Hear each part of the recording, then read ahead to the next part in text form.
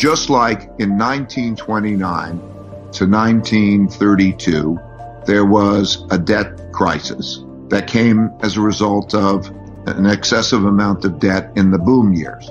And then when you have that in 1932, we hit zero interest rates. And when they hit zero interest rates in 32, like in 2008, central bank prints money and buys financial assets. What happens in these cycles is that normally central banks can stimulate the economy by lowering interest rates. But when you hit zero interest rates, that doesn't work. So the last time it hit zero interest rates was 1932. And what they did in 1932 was the same thing they did in 2008. And that is that the central banks prints a lot of money and buys government bonds. And so we're doing that now. And just to be clear, the reason that they're doing that is so somebody has bought a government bond. The government is basically saying, hey, you, dear person, lend me the money. I'm going to build something, roads, whatever, but I'm going to pay you back in a year, 2 years, 10 years, whatever, plus interest, I would assume. That makes it worthwhile. And the reason that the government is going in and buying those is to get back liquidity to the people that have loaned them that money? Yes, because think of it this way. The central government, and also companies and individuals, don't have the capacity to create money. So the central government has the right to determine they can tax people, they can get money from people, and they can spend money on whatever they want to spend money on. But they don't have the right to print money and create money and credit like the central bank does. Central bank is the Federal Reserve. Similarly, the Federal Reserve does not have the right to spend money and determine how it's spent. That's for Congress. Every individual, every company, and every government has a certain amount of money that comes in the form of income, a certain amount of expenses, and then a certain amount of savings. So you do individually, and it works the same way for everyone, so that if their income falls to be less than their expenditures, they're in trouble unless they have a good savings. And then they go to the savings. So all around the world, there are lots of entities that are in trouble in that way. So the government, the two parts of the government, the U.S. government, they have to give money. And so they print money. We call it print. There's not even paper much. It's digitally create money. And then that comes in the form of loans. Okay, so basically they're digitally creating money, which they're allocating to the government, and then the government is deciding how to disperse those funds? Yeah, the Federal Reserve will buy government bonds, so it's a transaction of buying it, and they will also buy private bonds. They might pick a company, many companies, and they'll say, I will buy your bonds, which is the equivalent, I will lend to you. That's happened through history. So what we're going through is the same process as happened in the 1930 to 1945 period. What can the average person take away from that? They don't have bonds. They don't think like that. They may not even understand what their 401k is, or they may not even have a 401k. So how do they navigate this? Is it just head down, do your best to weather the storm? Or is there actually something that they can learn from the historical perspective and move on now to make this easier for them? Yeah, it's the same for every individual, same for every company. If you understand this, then you understand, well, there are three things. The first is look at your income, your expenses, and your savings, and then do a stress test so that you get yourself secure.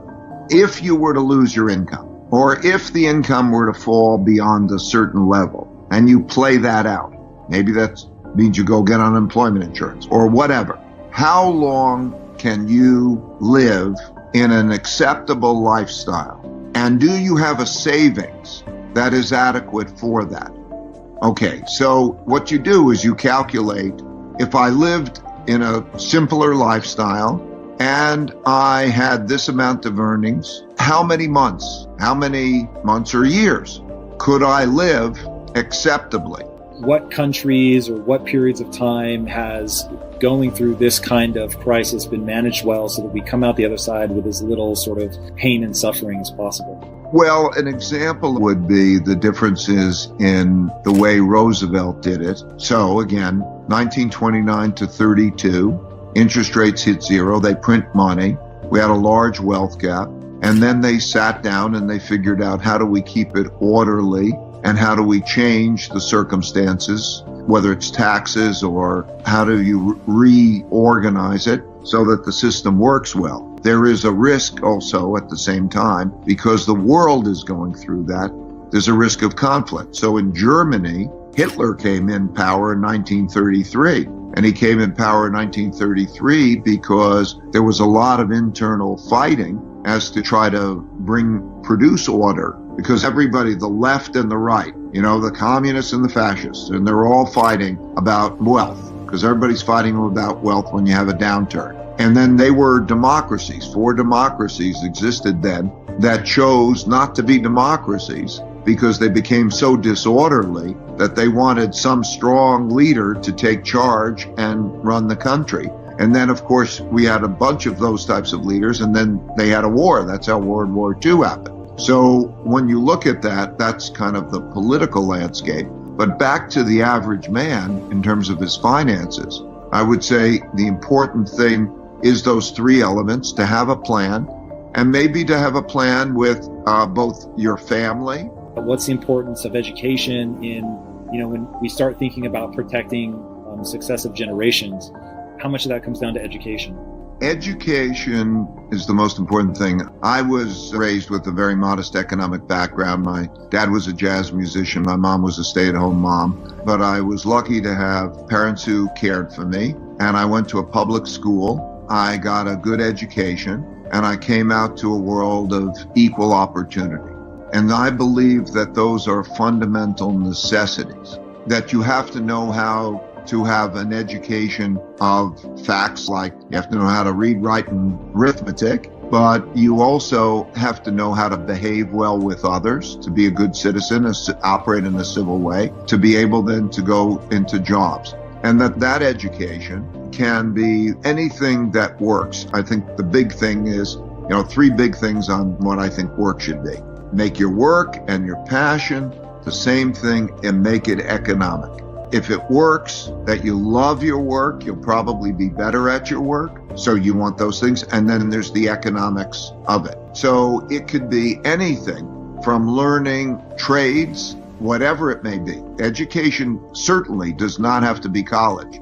College is overemphasized. So as this next 3 to 5 year part of the cycle hits us, what is one thing that people can do that, from the historical perspective will most insulate them from the probably emotional and maybe financial damage, whatever you think is more important? Well, the things that I thought about, some of the things I mentioned earlier, the plan for the worst case scenario and make it terrific is one of the things.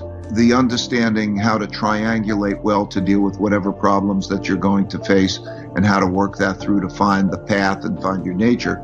But also, one thing that's helped me a lot is meditation. It's healthy because it reduces stress, and it also makes you smarter to make the decisions